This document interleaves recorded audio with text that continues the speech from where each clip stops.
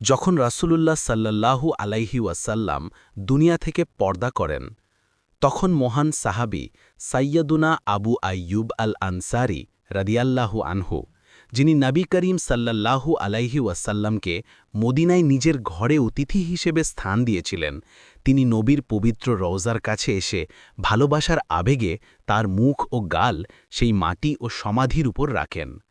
এ দৃশ্য দেখে মারওয়ান ইবনুল হাকাম তাকে তিরস্কার করলে আবু আইয়ুব রাদিয়াল্লাহু আনহু দৃঢ় ঈমানের সাথে বলেন, আমি জানি আমি কি করছি। আমি রাসূলুল্লাহ সাল্লাল্লাহু আলাইহি ওয়াসাল্লামের কাছে এসেছি, কোনো পাথরের কাছে নয়।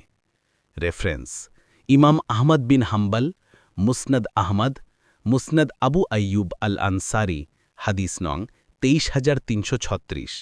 এছাড়াও এ ঘটনা ইমাম হাকিম আল মুস্তাদরাক গ্রন্থেও বর্ণনা করেছেন। ৩